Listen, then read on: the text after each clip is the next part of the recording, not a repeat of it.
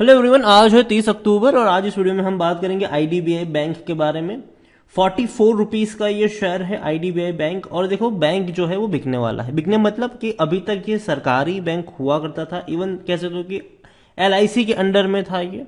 सरकार और एलआईसी के अंडर में था ये, बड़े प्रमोटर थे ये दोनों। लेकिन अब कंट्रोलिंग जो स्टेक है, तकरीबन 60% की हिस्सेदारी बिकने वाली है और बिड आना शुरू हो रही है और दिसंबर तक बिड चलती रहेगी। देखते हैं कौन बड़े प्लेयर आते हैं और हाल फिलहाल में इस बिडिंग में कौन कौन आ सकता है, कौन कौन नहीं आ सकता, उसको लेकर भी हम बातचीत करेंगे। लेकिन उससे पहले, अगर आपने अभी तक चैनल को सब्सक्राइब नहीं किया है तो प्लीज़ अभी इसे सब्सक्राइब कर लीजिए, क्योंकि आगे भी बहुत सारे वीडियोस हैं जो आपको काफ़ी ज़्यादा हेल्प करेंगे। तो देखिए, 44 रुपीज़ का शेयर है आईडीबीआई बैंक का और पिछले एक महीने में अगर हम बात करें तो तकरीबन 8% का ग्रोथ है। जैसे ही खबरें आना शुरू हुई कि भैया बिडिंग प्रोसेस शुरू होने वाला है, इस ये बिकने वाली है, तेज़ी आ गई, जो हर बार देखने को मिलता है।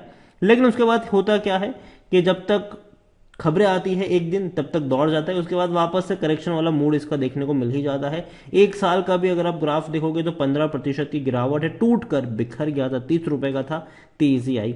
अगर आप चैनल को रेगुलर फॉलो करते हो तो मैंने पहले भी कहा था 30 से 35 का रेंज मुझे पसंद आता है। उससे ऊपर अगर ये जाता है तो कहीं ना कहीं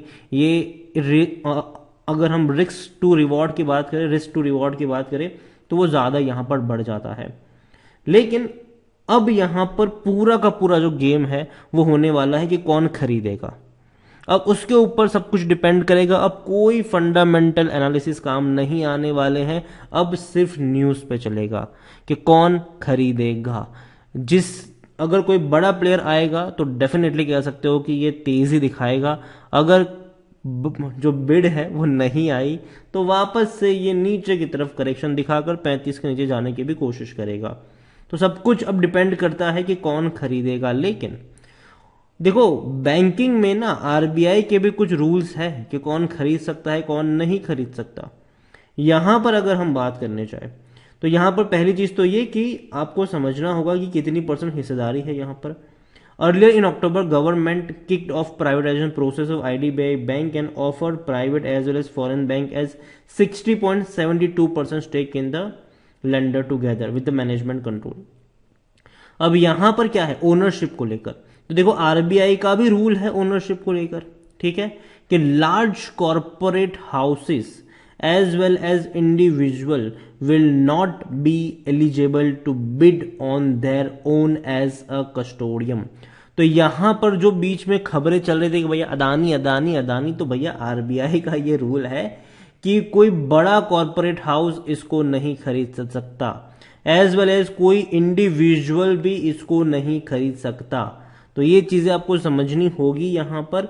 लेकिन क्या पता कल को रूल्स भी चेंज कर दे ये, तो इसके बारे में कहना मुश्किल है। लेकिन अभी के लिए जो चीजें नजर आ रही है वो ये है कि बैंक्स जनरली इसमें आगे हो सकती है। इंडियन बैंक्स भी हो सकती है और फॉरेन बैंक्स भी आगे हो सकती है यहां पर। तो वो देखना होगा कि कौन खरीदता है। लेकिन जहां तक जो बात चलती थी कि अदानी अंबानी वाली बात चलती थी, तो मेरे हिसाब से वो नहीं होने वाला है, ठीक है, ये मेरा मानना है। लेकिन फिर भी अगर कोई बड़ा बैंक आता है, एचडीएफसी आईसीआईसीआई जैसे कोई बड़ा बैंक आता है तो बहुत अच्छी बात होगी। लेकिन अगर नहीं आते हैं सामने, तब भाई साहब कह सकते हैं कि उतनी बड़ी चीजें सही नहीं होगी यहां पर। आईडीबीआई बैंक 48,000 करोड़ से भी ज्यादा का इसका मार्केट कैप है और वॉल्यूम्स देखोगे तो अच्छे हैं। 55 लाख से भी ज्यादा के वॉल्यूम्स यहां पर देखने को मिल रहे हैं। अच्छी क्वांटिटी में शेयर ट्रेड हो रहे हैं और सबसे अच्छी बात यह है कि बैंक जो है ना, उनके रेवेन्यू बढ़ना शुरू हो चुके हैं और प्रॉफिट बढ़ना शुरू हो चुका है। 828 करोड़ का मुनाफा इसने कमाया था सितंबर क्वार्टर में और तकरीबन 5,000 करोड़ का इंटरेस्ट अर्निंग भी यहां पर देखने को मिला था। 94.71% की होल्डिंग प्रमोटर के पास है, एलआईसी और सरकार की मिलाकर ये होल्डिंग है। दोनों ही अपनी होल्डिंग को बेचने वाले हैं। 60% से भी ज्यादा की होल्डिंग बेची जाएगी दोनों की कुल मिलाकर। और यहां पर कंट्रोलिंग स्टेक जो होगा, जो खरीदेगा उसके पास रहेगा। 0.05% एफआईएल्स के पास है। सितंबर में अगर आप देखो तो एफआईएल्स ने बड़ी क्वांटिटी ऐड करी है। 0.02% की होल्डिंग बढ़ के 0.05 पे आ चुकी है। म्यूचुअल फंड वहीं पर है 0.02। 0.12 इंश्योरेंस कंपनी के पास है। एक भी शेयर गिरवी नहीं है, अच्छी बात है। आईडीबीआई बैंक को लेकर अगर हम देखेंगे तो आईडीबीआई बैंक में लगातार इनके रेवेन्यू कम होते जा रहे थे, लेकिन अब बढ़ेंगे क्योंकि 5,000 करोड़ की एवरेज देखने को मिली है क्वार्टरली, तो 20,000 करोड़ हो सकता है, जो टूट कर अभी 18,000 करोड़ देखने को मिला था फाइनेंशियल ईयर 2022 में। अभी ये थोड़ा सा बढ़ सकता है और बढ़ना भी चाहिए, और कोई बड़ा प्लेयर अगर आकर यहाँ पर दाव खेलता है तब तो भैया चीज़ें बेहतर हो सकती है, लेकिन अगर नहीं खेलता है कोई बड़ा प्लेयर तब चीज़ें और बद से ज़्यादा बदतर भी हो सकती है। क्योंकि अब ये सोचिए कि अगर कोई बिड नहीं आती है, कोई बड़ी बिड नहीं आती है, तो उसको इस तरीके से देखा जाएगा कि अच्छा ऐसा क्या है कि कोई खरीद नहीं रहा है इसको। तो ये एक चीज़ यहाँ पर ज़रूर होगी। यहाँ पर प्रॉफिट में आ चुका है अभी बैंक, 1500 करोड़ का मुनाफा देखने को मिला था फाइनेंशियल ईयर 2021 में, और 2500 करोड़ से भी ज़्यादा का प्रॉफिट था फाइनेंशियल ईयर 2022 में। अभी भी अगर देखो जो 2 क्वार्टर के रिजल्ट्स आए हैं उसमें इनका जो मुनाफा है वो 1600 करोड़ तक का पहुंच चुका है। मतलब कि कुल मिलाकर पूरे साल की अगर हम बात करने जाए तो साल में ये 3200 करोड़ का प्रॉफिट दिखा सकता है ये फाइनेंशियल ईयर 2023 में। आईडीबीआई बैंक खरीदारी करने का सही मौका है, शायद ओवरबोर्ड जोन में नहीं, कोई भी रेड फ्लैग नजर नहीं आ रहा है। 19 का पी जा चुका है इसका, सेक्टर पे 21 का है, सस्ता उतना भी नहीं है ये, ठीक है, उतना भी सस्ता नहीं है ये। कोई भी एनालिस्ट खरीदारी करने की बात नहीं कर रहा है, क्योंकि यहाँ पर जो चीज़ें हैं वो सिर्फ और सिर्फ डिपेंड करेगी कि कौन खरीदेगा, कितनी बिड आ रही है इसको, कौन कौन लोग यहाँ पर बिडिंग के लिए भी इंटरेस्टेड है कि नहीं, वो भी एक चीज़ यहाँ पर ज़रूर रहेगी।